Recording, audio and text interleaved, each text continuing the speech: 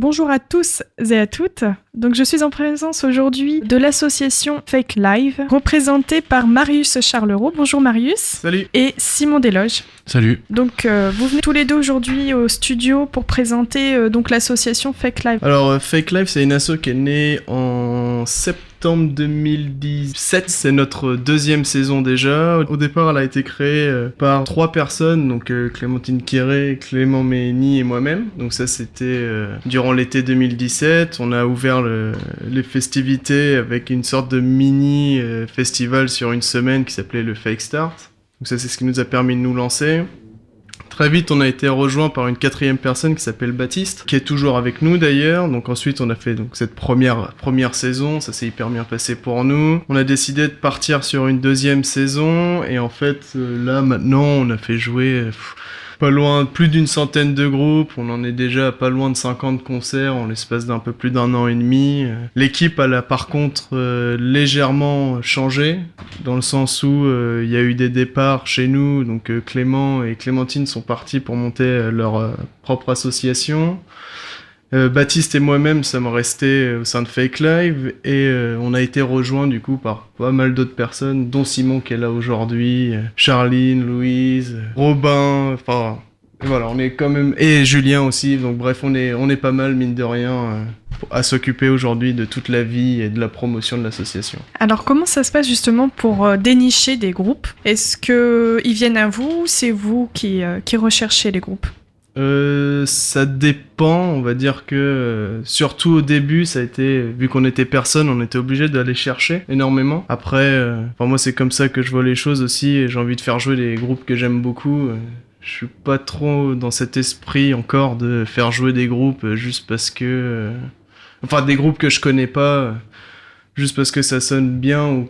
J'ai vraiment envie de faire jouer des groupes que moi j'apprécie, et en espérant que les gens les apprécieront tout autant. Et du coup, c'est surtout aujourd'hui un travail de recherche, de savoir, de chercher les tournées, savoir si les groupes sont disponibles, quand est-ce qu'ils vont tourner. Et comme on est au Havre et que c'est pas toujours évident d'avoir des dates, le travail c'est aussi de se montrer persuasif, histoire de réussir à avoir une date par ici. Le style de musique qui se font avec l'asso, c'est surtout, on va dire, psyché, garage, plutôt des groupes underground en fait, finalement, rock underground international, hein. Peut-être des groupes américains aussi, australiens, on a eu pas mal d'Australiens, des groupes anglais, des groupes français. Le but aussi, c'est que avec Marius, il fait jouer, pour la plupart du temps, on essaie de faire jouer des groupes locaux en première partie aussi, pour faire découvrir ce qui se passe en Normandie ou dans les environs, et voilà. On va dire que c'était notre fonctionnement de début, donc surtout avec Clément, qui était avec nous avant.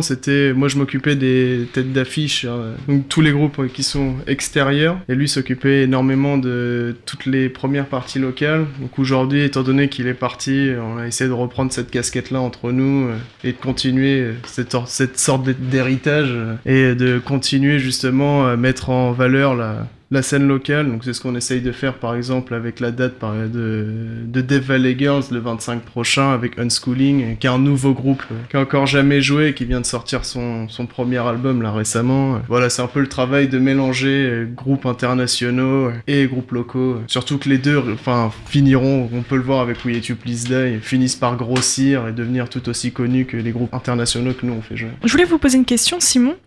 Donc vous êtes bénévole pour l'association ? Ouais, c'est ça, ouais. Comment vous avez intégré cette association ?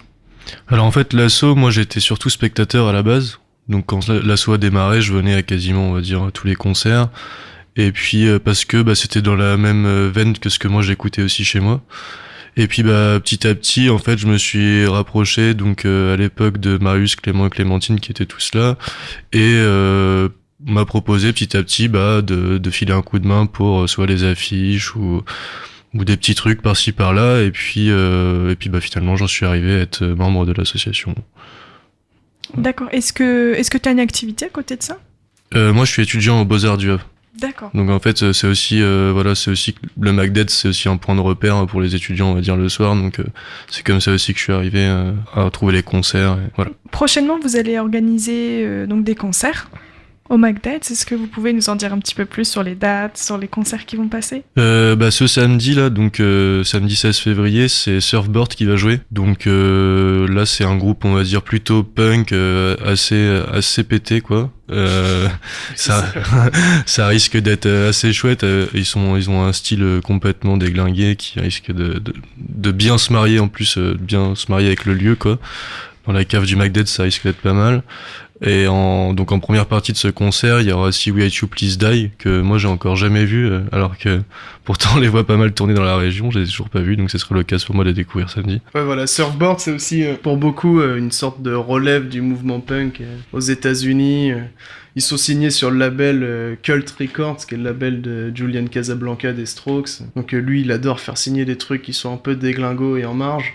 Et We Hate You Please Die, c'est un peu un de nos coups de cœur de l'année passée quand on les avait fait jouer pour la première fois. C'est devenu des copains et on est content de voir qu'eux sont en train d'exploser aussi, dans le sens où ils ont gagné là récemment le tremplin John Beauregard. Ils vont jouer au Cargo avec Bodega. Ils sont peut-être en passe de représenter la Normandie aux Inouïs. On verra, on croise les doigts. Donc voilà, c'est un beau plateau et puis on a hâte à samedi. Il y a aussi d'autres dates donc pour le 25 février. Vous l'avez mentionné tout à l'heure, Marius.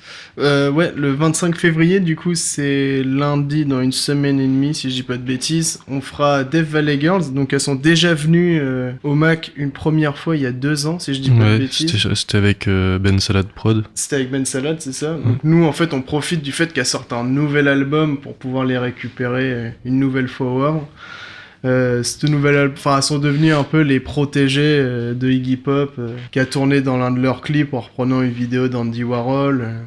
C'est un groupe qui cartonne, qui est considéré vraiment comme un gros groupe du mouvement garage, et on se dit qu'on a un peu de chance de les avoir, surtout au Mac, dans le sens où elles font que des grosses salles, genre le Petit Bain et des SMAC un peu partout en France. Et en première partie, du coup, ce sera le groupe rouennais Unschooling, qui est un mélange de Mankins, de Lancet ou d'Armabum, qui vient de sortir son premier album le 8 février dernier et qui est vraiment une grosse claque post-punk. Et du coup, celle d'après... Donc c'est le 3 le 2 mars, oui. Ouais, c'est Dr. Chan, je crois, c'est ça. C'est samedi 2 mars, donc en fait, ce week-end-là, c'est sur le 2 et le 3, on fait une sorte de week-end commun encore avec notre copain de chez Insolent Show. Et donc lui s'occupera de la date du dimanche et nous de la date du samedi. Nous le samedi on s'occupe des Parisiens Dr. Chan que j'ai déjà pu voir 1 million de fois sur Paris auparavant, qui sont vraiment très très chouettes, qui sont sur le même label Stolen Body Records que des groupes comme Godzilla, King Gizzard, Boy Toys ou Slift. Et la première partie, ce sera The Baked Beans, qu'on a vu pour la dernière fois au Havre en mai dernier avec Night Beats, qu'on avait fait jouer aussi. Et eux, justement, s'apprêtent à sortir un premier album, donc ils ont plein de nouveaux morceaux à présenter, donc ce sera l'occasion d'eux. Et le lendemain, il y aura Insolence qui fera sa soirée avec Cathédrale et Caribou Bâtard. C'est ça, ouais. Et du coup, on fait un week-end commun, où on fait un pass week-end à 8€ pour voir les deux concerts. Donc voilà. D'accord, très bien.